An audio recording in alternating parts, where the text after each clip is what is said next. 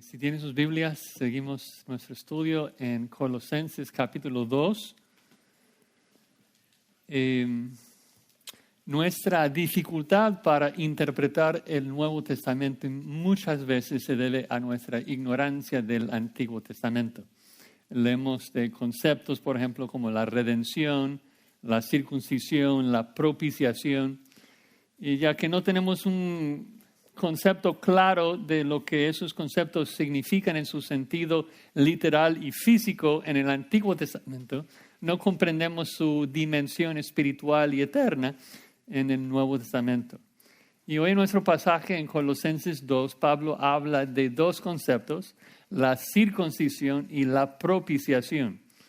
Así que quisiera aprovechar mi introducción para llevarlos al Antiguo Testamento y por lo menos hablar de la circuncisión. Así que si tienen sus Biblias, busquen el capítulo 17 de Génesis, Génesis 17. Vamos a comenzar leyendo desde el verso 7, Génesis 17, 7, donde el Señor le da a Abraham la señal del pacto, que es la circuncisión. Dice Dios a Abraham: y estableceré mi pacto entre mí y ti y tu descendencia después de ti en sus generaciones, por pacto perpetuo, para ser tu Dios y el de tu descendencia después de ti. Y te daré a ti y a tu descendencia después de ti la tierra en que moras, toda la tierra de Canaán, en heredad perpetua, y seré el Dios de ellos. Dijo de nuevo Dios a Abraham: en cuanto a ti, guardarás mi pacto, tú y tu descendencia, después de ti por sus generaciones. Versículo 10. Este es mi pacto que guardaréis entre mí y vosotros y tu descendencia después de ti. Será circuncidado todo varón de entre vosotros. Circuncidaréis pues la carne de vuestro prepucio, y será por señal del pacto entre mí y vosotros. Y de edad de 8 días será circuncidado todo varón entre vosotros por vuestras generaciones, el nacido en casa y el comprado por dinero a cualquier extranjero que no fuere de tu linaje. Ahora, a veces se siente un poco incómodo hablando de la circuncisión, pero es necesario hacernos la pregunta: ¿por qué Dios pidió eso? ¿Cuál es el significado? Dices, bueno, dice que es la señal visible del pacto. Ok, pero ¿por qué cortar el prepucio? O sea, ¿qué sentido tiene esto? ¿Por qué no simplemente vestirse de una manera o cualquier otra señal visible? Bueno, en aquel entonces, y de alguna manera tal vez hasta la fecha, el prepucio se consideraba como la parte más sucia del hombre. Era la parte más difícil de mantener limpio. Ellos no tenían baños en sus casas, vivían en un desierto, no tenían jabón antibiótico como en nuestros tiempos. Entonces, cortar el prepucio del hombre simbolizaba bien, correctamente, el deseo de sacar y alejar la suciedad del hombre, de quitar el pecado del hombre. Además, me imagino que al cortar el prepucio, Dios también hace una conexión estrecha entre el pecado y el dolor y el derramamiento de sangre, que el dolor y la sangre son abundantes en una circuncisión. Ahora, aún en el Antiguo Testamento, la circuncisión no solo era algo físico. Busquen ahora Deuteronomio capítulo 30. Aún en el Antiguo Testamento, la circuncisión física solo fue una ilustración temporal de una realidad espiritual y eterna. En Deuteronomio 30, versículo 5, Dios en su primera mención del nuevo pacto promete de que en el futuro, Deuteronomio 30, versículo 5, y te hará volver Jehová tu Dios a la tierra que heredaron tus padres, y será tuya, y te hará bien, y te multiplicará más que a tus padres. Y noten, Deuteronomio 30, versículo 6, y circuncidará Jehová tu Dios tu corazón, y el corazón de tu descendencia, para que ames a Jehová tu Dios con todo tu corazón y con toda tu alma, a fin de que vivas. Entonces, la circuncisión física, el pacto visible que Dios dio a Abraham en Génesis 17, era un símbolo que conectaba, simbolizaba la promesa futura de una circuncisión espiritual en el corazón del creyente. Cuando Dios corta lo sucio de nuestro corazón, cuando quita la naturaleza pecaminosa del hombre. Es decir, de que la circuncisión espiritual no se trata del perdón del pecado, se trata de la erradicación del pecado de nuestras naturalezas. Observen que el resultado de esta circuncisión espiritual, según Moisés, tiene que ver con dos cosas. Dice primero, de que al recibir esa circuncisión, dice que Dios lo hace para que vivas, para que tengan vida. Y en el contexto, obviamente, habla de la vida eterna. Pero además de eso, noten de que dice que esa circuncisión tendrá el resultado de que ustedes van a amar a Dios con todo tu corazón y con toda tu alma. Entonces, en términos del Nuevo Testamento, esta circuncisión engloba varias realidades. Engloba, obviamente, la regeneración, el momento cuando Dios nos da vida eterna, pero también claramente incluye la santificación, el momento cuando comenzamos a amar a Dios, pero también apunta hacia la glorificación final, porque no es hasta ese momento que vamos a poder amar a Dios con todo nuestro corazón y con toda nuestra alma. Hoy en día nosotros estamos gozándonos de algunas de las bendiciones espirituales del Nuevo Pacto, pero esta promesa de Génesis, de Deuteronomio 30, solamente se va a cumplir en su totalidad en el reino futuro cuando somos limpios en alma y cuerpo. Ves que esta circuncisión es muy exhaustiva, muy suficiente para el hombre. Y es por eso que Pablo habla de esa circuncisión en su carta, contradiciendo a los falsos maestros en Colosas, de que nosotros necesitamos a Cristo y otras cosas. No, la circuncisión de Cristo es suficiente para erradicar nuestra naturaleza pecaminosa y la propiciación de Cristo sobre la cruz es suficiente para perdonarnos. Así que esos serán nuestros los dos puntos que veremos en esta tarde. Dos razones por las que no debes agregar nada a Cristo. Primero, la suficiencia de su circuncisión y segunda, la suficiencia de su propiciación. La suficiencia de su circuncisión y su propiciación. Vamos a leer el texto y voy a comenzar con el inicio del párrafo ahí en Colosenses 2:8. Hoy traje la Reina Valera sin pensar porque tengo más Reinas Valeras que otras versiones. Así que comenzamos Colosenses 2:8. Mirad que nadie os engañe por medio de filosofías y huecas sutilezas, según las tradiciones de los hombres, conforme a los rudimentos del mundo y no según Cristo. Porque en Cristo habita corporalmente toda la plenitud de la deidad y vosotros estáis completos en Él, que es la cabeza de todo principado y potestad.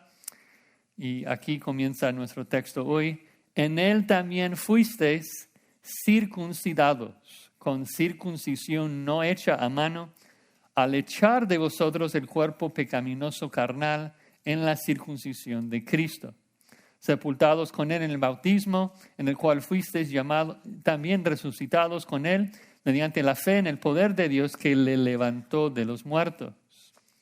Y a vosotros, estando muertos en pecados y en la incircuncisión de vuestra carne, os dio vida juntamente con Él.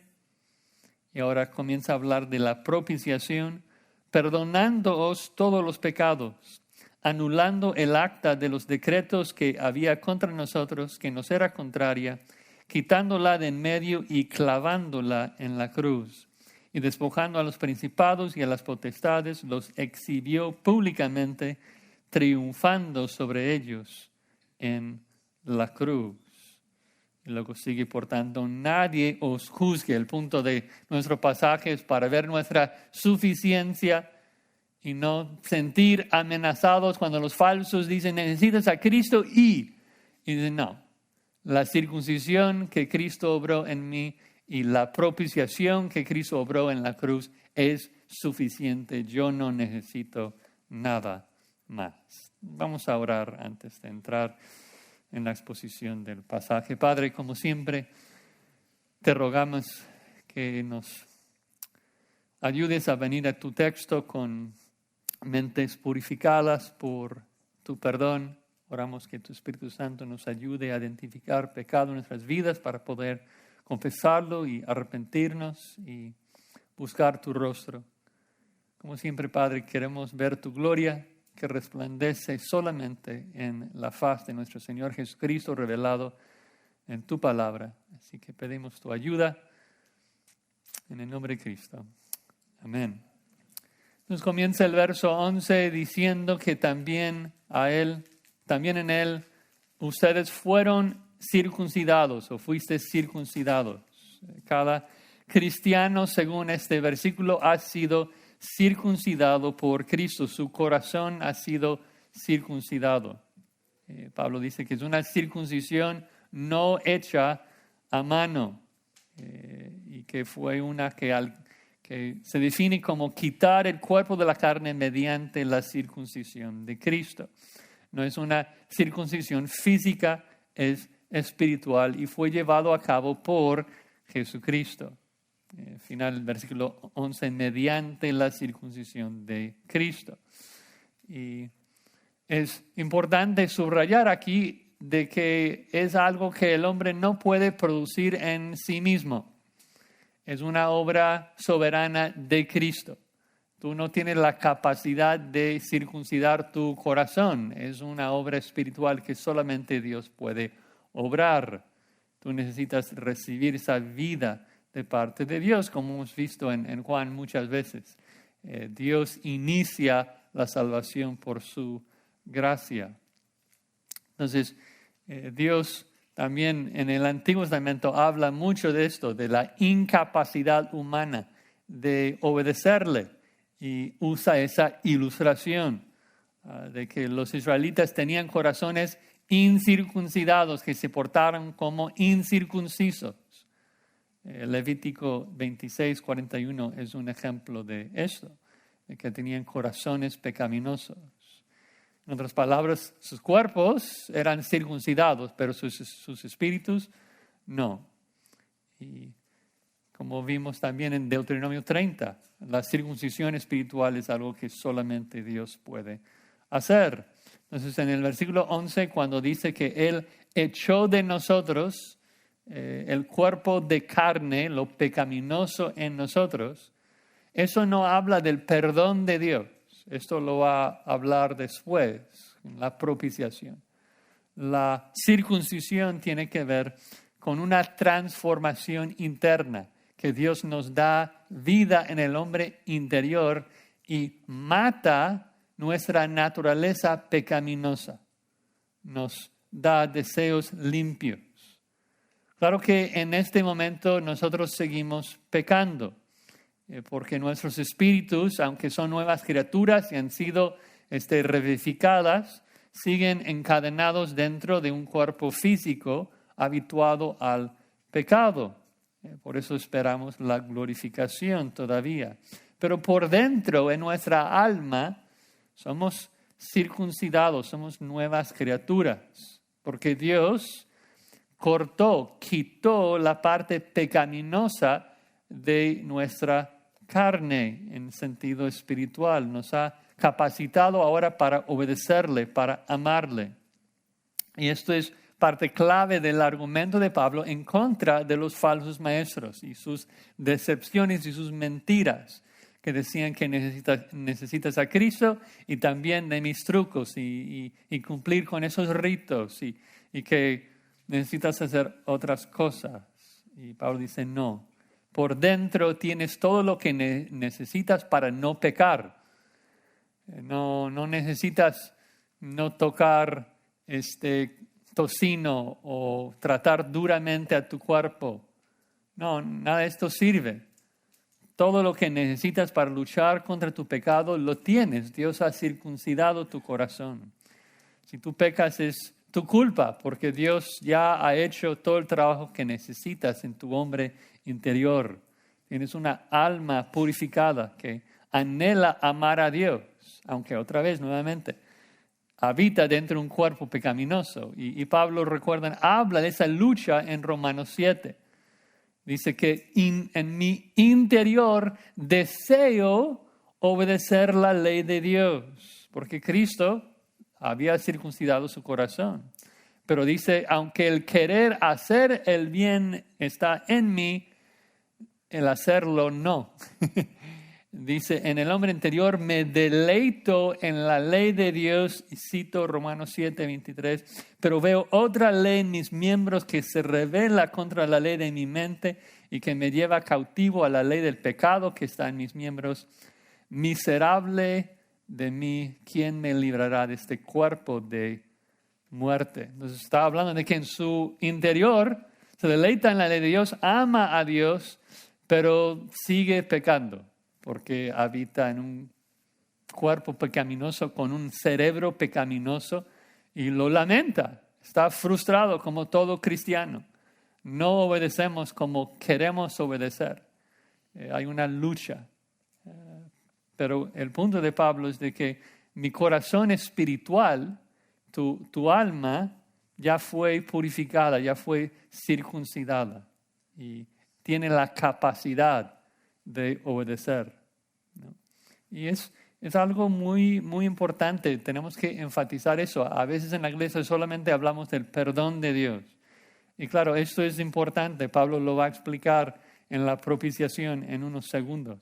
Pero el perdón no es solo lo que necesitas. Porque un juez podría perdonar a un ladrón, decir, te perdono, pero si el ladrón sigue siendo de naturaleza un ladrón, tan pronto salga de la corte va a robar de nuevo.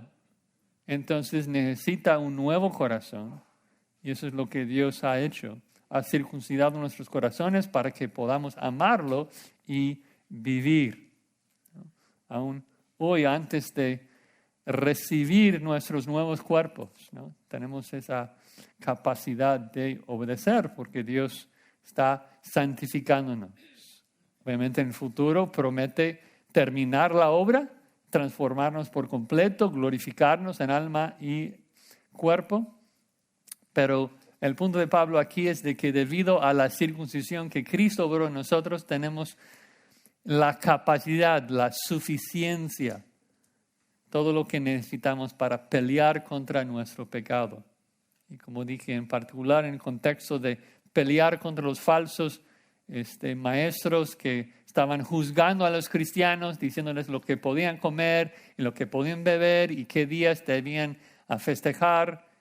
Pablo dice, nada de esto sirve. Ahora, seguimos en el verso 12, donde Pablo agrega que esta circuncisión también incluye la regeneración.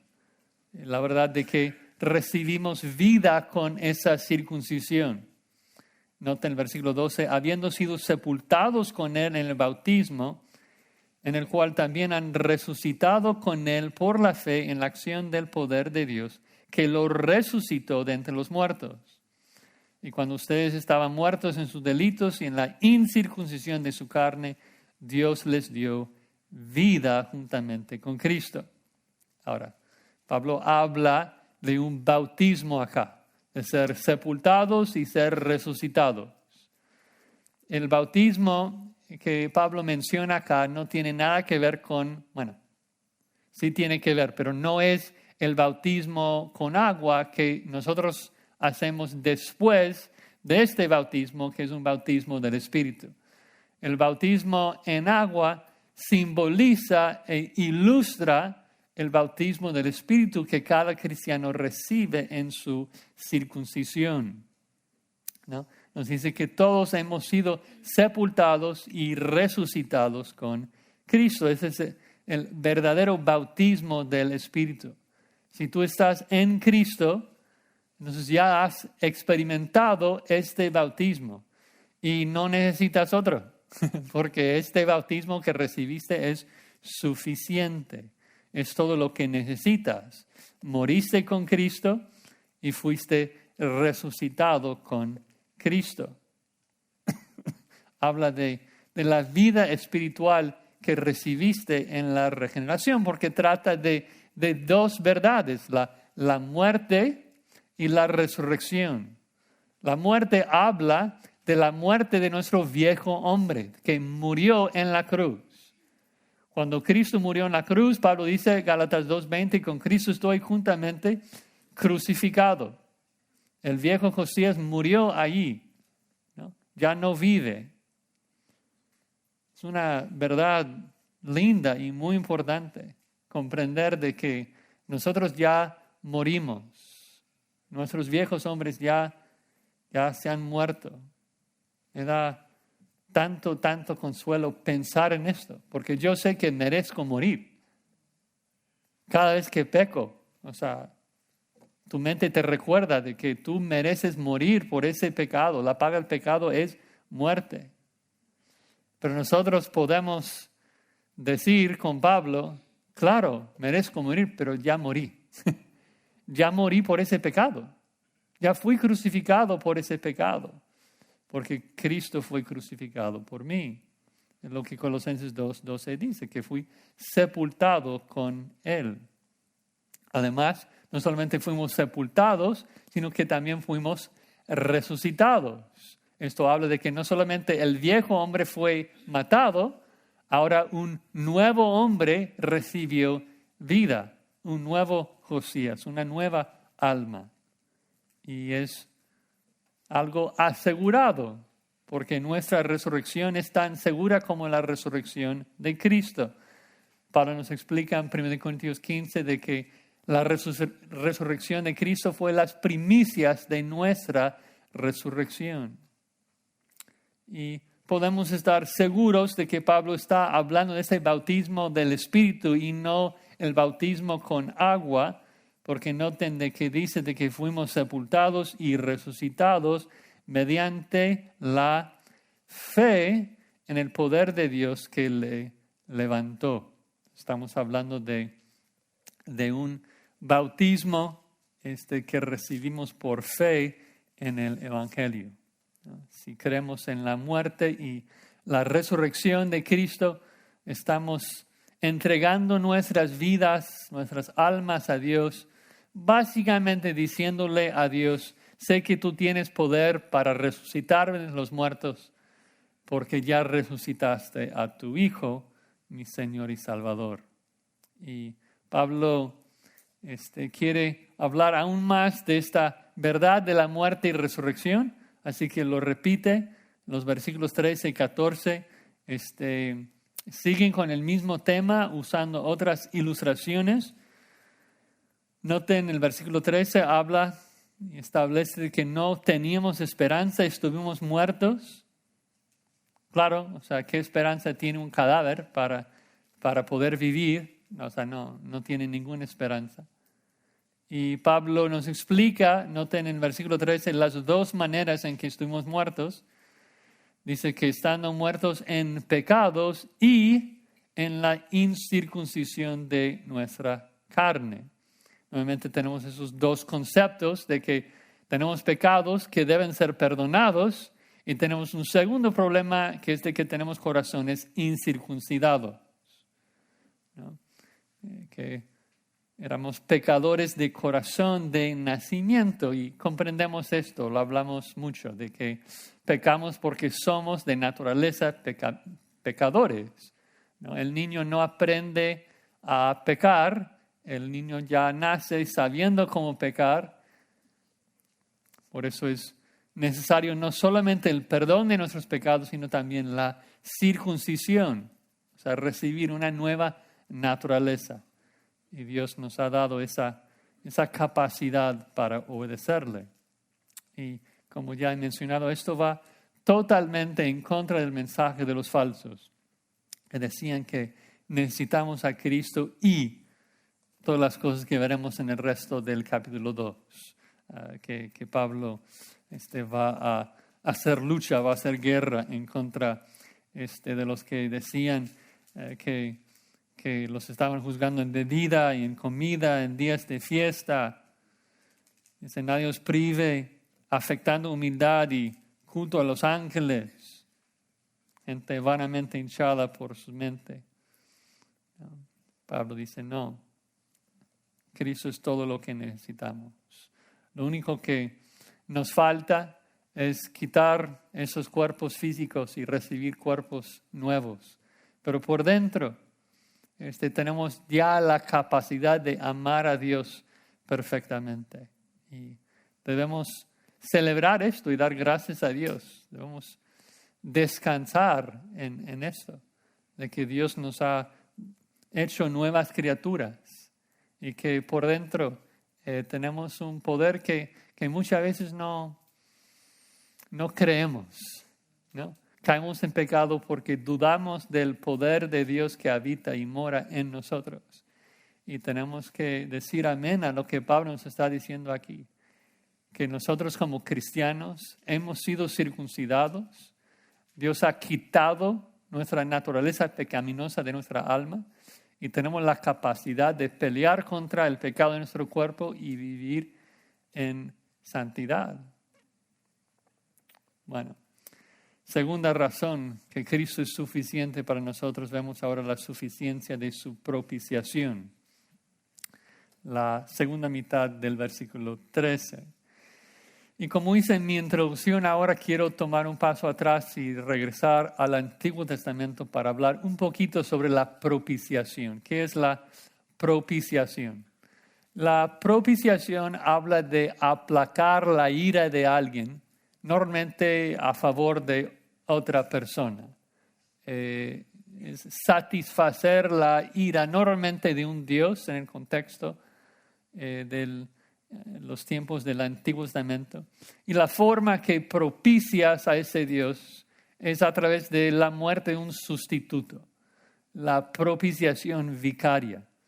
Y vemos esto a lo largo de todo el Antiguo Testamento, comenzando con el primer pecado en Génesis 3. Recuerdan que Adán y Eva pecan, caen en pecado. Luego Adán demuestra su fe al nombrar a su mujer Eva, creyendo en la promesa de Dios de que iban a tener un hijo, el Mesías. Entonces lo nombra madre. Y lo que Dios hace en respuesta a la fe de Adán y Eva es de que va y mata a un animal y cubre a Adán y Eva con la piel de ese animal. Vemos esa propiciación también en Génesis 22, que Abraham está a punto de sacrificar a su hijo Isaac y Dios provee un sustituto, un carnero, que propicia la ira de Dios en su lugar y muere en el lugar de Isaac. Vemos la propiciación muchísimo en el libro de Levítico, en donde vemos con todos los sacrificios de que los adoradores tenían que poner sus manos sobre la cabeza del animal y confesar su pecado sobre ellos y luego matarlos. Ellos morían en su lugar. Lo vemos en particular en Levítico 16, 21, en el día de la expiación, de que el sumo sacerdote puso sus dos manos sobre el macho cabrío y confesaba los pecados de Israel y luego los dejaba ir y alejarse del pueblo. Pero sin lugar a duda, el versículo más importante que habla de la propiciación se encuentra en Isaías 53. Si lo quieren buscar, es un texto que conocemos bien. La verdad es que todas las veces que la Biblia habla de los sacrificios de animales, habla de la expiación. Expiación habla de cubrir. Es el mismo verbo que vemos en Génesis cuando Noé cubrió el arca con No es aceite, con brea, gracias. No es una palabra que uso en español diariamente, brea. Aunque tenemos los tar pits, brea aquí. No había esa conexión. Ya lo voy a recordar. Entonces, Noé cubrió la madera con brea. Y ese es el mismo verbo que el Antiguo Testamento usa para los sacrificios de los animales, que Dios estaba cubriendo el pecado de los creyentes. Pero en términos de una propiciación eficaz, esto lo vemos solamente en el Mesías. Noten en Isaías 53, comenzando en el versículo 5. Dice que más Él herido fue por nuestras rebeliones, molido por nuestros pecados. El castigo de nuestra paz fue sobre Él y por su llaga fuimos todos curados. Todos nosotros nos descarriamos como ovejas, cada cual se apartó por su camino, mas Jehová cargó en Él el pecado de todos nosotros. Entonces, la manera que fuimos perdonados y justificados es de que Cristo tomó sobre sus hombros, de hecho Dios puso sobre los hombros de Cristo el pecado de nosotros y Él fue sacrificado en nuestro lugar. Y esta acción es lo que propició la ira de Dios en contra de nuestro pecado, porque nuestro pecado ya recibió su justo castigo cuando Cristo murió por nuestro pecado. Y eso es lo que Pablo comienza a explicar al final del versículo 13 cuando dice, perdonándoos todos los pecados. Y esto es increíble. Perdonándoos todos los pecados o nuestros pecados, podríamos traducirlo. Esto incluye obviamente nuestros pecados pasados y presentes y aún nuestros pecados futuros, porque cuando Cristo murió en la cruz, todos nuestros pecados eran futuros y todos nuestros pecados fueron perdonados. Porque vas a guardar el sábado para recibir el perdón de Dios cuando todos sus pecados ya son perdonados. La cruz es suficiente, es eficaz para el perdón de todos nuestros pecados. Tenemos paz con Dios. Pero ahora nuevamente, ¿cómo es de que Dios logró ese perdón?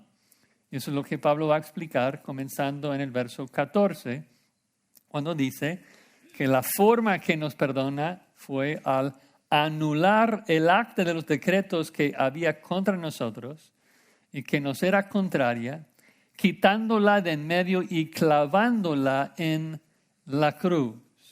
Dices, ¿qué significa esto? El acta de los decretos que había contra nosotros. Bueno, a mí me parece cuando estudiamos la historia de que Pablo tenía algo muy específico en mente. En el sistema romano, cuando un criminal fue arrestado, los romanos por encima de la celda del prisionero pusieron un letrero en que pues había una lista de todos sus crímenes, ¿no? Los decretos que eran en contra de esa persona, la causa de su condenación. En otras palabras, un letrero que tenía una lista de los delitos del prisionero. Ellos no tenían computadoras. Entonces, esta acta sirvió para dar seguimiento a ese prisionero y le seguía. Así fue transferido a otra cárcel, el letrero le seguía y le pusieron sobre la otra celda.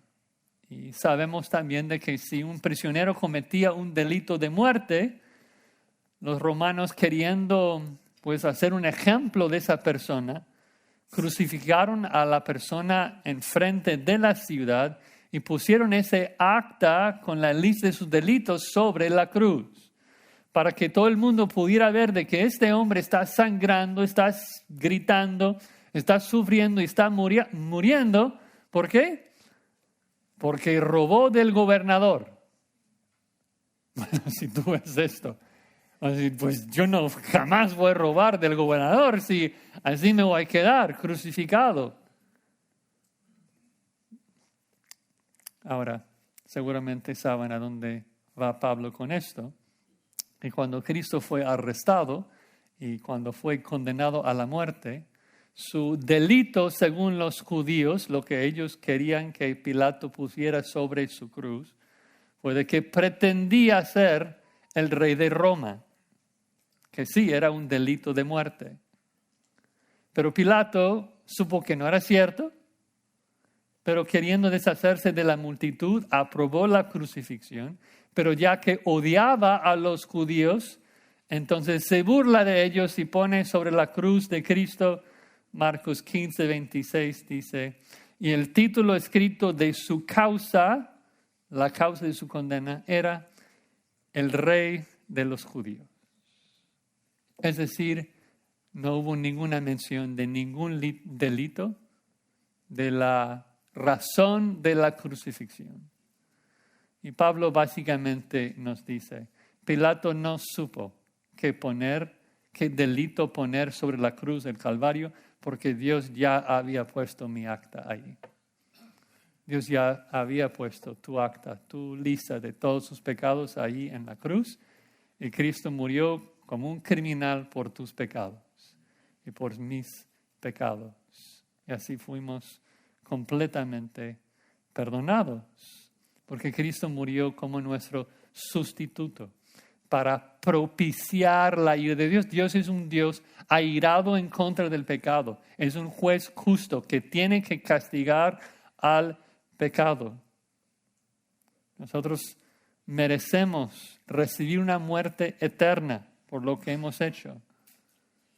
Así que era necesario que Cristo recibiera toda esa ira para aplacar a Dios, para que pudiéramos salir libres. Cristo murió con nuestro nombre sobre su cruz. Y cuando lo hizo, ese documento, esa acta en contra de nosotros, Pablo dice que queda anulada. Anulado, ya fue pagado. El verbo allí, anulado en griego, literalmente habla de un papiro que es borrado, que es limpiado de las letras que tenía. Ya no dice nada. Entonces nuestra lista de pecados en la mente de Dios queda totalmente borrada. Además, dice el versículo 14 que la quitó de en medio. Esto habla de que fue llevada lejos de nosotros. Cuando fue clavada en la cruz, fue llevado lejos. Recuerden, el salmista dice en el Salmo 103, cuando está lejos el oriente del occidente, hizo alejar de nosotros nuestras rebeliones. Obvio, Dios, siendo un juez justo, no puede simplemente borrar nuestro pecado, no puede echar fuera nuestro pecado sin que alguien pague por ese pecado. Por eso dice que sí, Dios lo limpió, anuló el acta, lo borró, sí, echó fuera nuestro pecado, pero ¿cómo lo hizo? La propiciación, clavando esa lista sobre la cruz. Cristo tenía que morir. Solamente un juez corrupto, injusto, simplemente absuelve al criminal. Dios no puede hacer eso. Por eso Dios se convierte en el justo y el que justifica. Se mantiene justo porque castigue nuestro pecado en Cristo y es el que justifica a través de Cristo. Es una explicación increíble de lo que Cristo ha hecho por nosotros en la propiciación.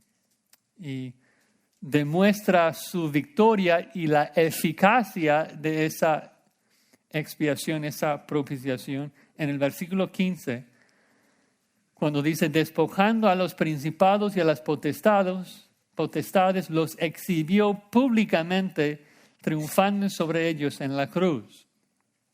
Cristo nos confirma su victoria al exhibir a los principados públicamente. ¿Qué es eso? Bueno, los verbos describen a un rey que después de una victoria regresó a su ciudad, regresó a su país y trajo a sus prisioneros por toda la ciudad en un desfile triunfal, mostrando su victoria a su gente y también avergonzando a sus enemigos. Y esto es precisamente lo que Cristo hizo con los principados y potestades, los demonios que intentaron ir en contra de la cruz. Dice que los despojó. Es un verbo que habla de cómo alguien después de ganar a un ejército, pues les quita toda su armadura, quita todas sus espadas, despojándolos de sus armas.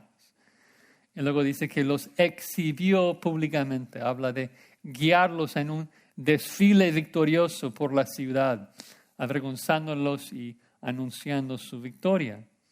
Cristo hizo esto a todos los principados y potestades, es decir, los demonios. Y vemos esto en varios otros libros de la Biblia. No tenemos tiempo para ir a 1 Pedro, que habla de que Cristo bajó al abismo y anunció su victoria a ellos. Pero el punto es de que después de la cruz, el enemigo ya no tiene ningún poder de nosotros. Cristo quitó el arma que Satanás tenía en contra de nosotros. Un texto que también habla de esto, si tienen sus Biblias, se encuentra en Hebreos 2. En Hebreos capítulo 2, el autor de Hebreos dice que Cristo se encarnó en el versículo 14 para destruir por medio de la muerte al que tenía el imperio de la muerte, eso es al diablo, Hebreos 2:15, y librar a todos los que por el temor de la muerte estaban durante toda la vida sujetos a servidumbre. Satanás ya no tiene una arma para matarnos, ya no tiene poder sobre nosotros, ya no somos sus esclavos. Y Cristo demostró esto en su cruz.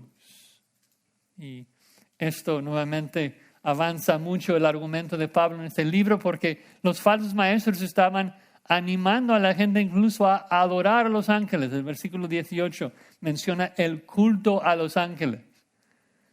Y es que no tiene ningún sentido adorar a un ángel cuando Cristo es supremo sobre todos.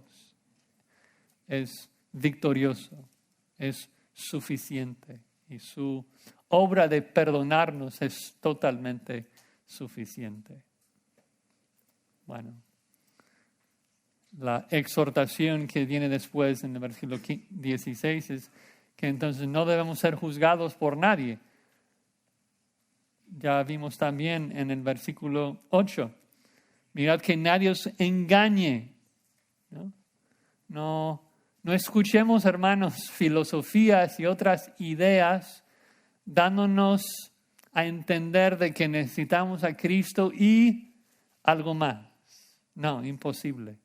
Cristo es todo lo que necesitamos. Es un rey triunfante y un día toda rodilla se doblará ante Él. Entonces solamente tenemos que estudiar su palabra, ponerla en práctica, luchar contra nuestro pecado. Tenemos toda la capacidad. La circuncisión que Cristo hizo en ti, si eres creyente, es todo lo que necesitas para tener victoria sobre tu pecado. Es capaz, es suficiente. Y la propiciación que Cristo obró en la cruz es totalmente suficiente para el perdón de todos sus pecados. No tienes que preocuparte jamás de tener favor con Dios. Tienes el favor de Dios al 100%, porque Cristo perdonó todos nuestros pecados en la cruz, como cantamos. Todo nuestro pecado transferido a la cruz de Cristo y toda la justicia de Cristo transferida a nosotros. Estamos cubiertos con su manto, cubiertos con su justicia. No tenemos que preocuparnos por ser más justos para ser aprobados por Dios. Imposible. Y realmente es un insulto a Cristo cuando uno lo hace.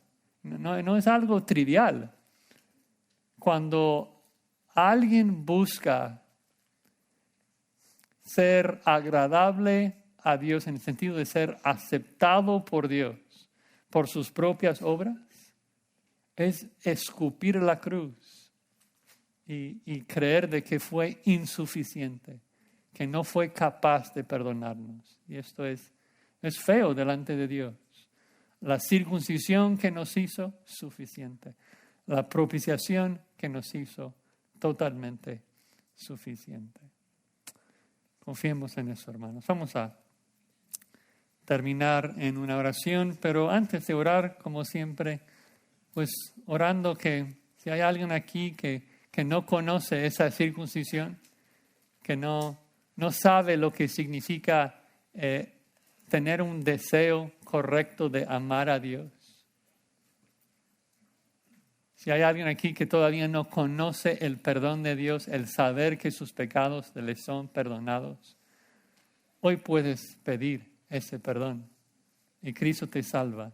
Hoy es el día de la salvación. Siempre podemos acudirnos a Cristo y recibir su salvación. Vamos a orar. Padre, gracias de que tu salvación es suficiente, que no necesitamos nada más. Obviamente queremos amarte y queremos obedecerte y queremos agradecerte por lo que hiciste. Pero el hecho de ser aceptados por ti ya es una obra que completaste por medio de Cristo, quien nos circuncidó y quien propició tu ira a nuestro favor. Ayúdanos a depender de esto todos nuestros días, depender del poder que nos das en nuestro hombre interior por tu Espíritu y de creer de que todos nuestros pecados fueron perdonados cuando Cristo murió en la cruz por ellos. Te alabamos y te bendecimos en el nombre de Cristo. Amén.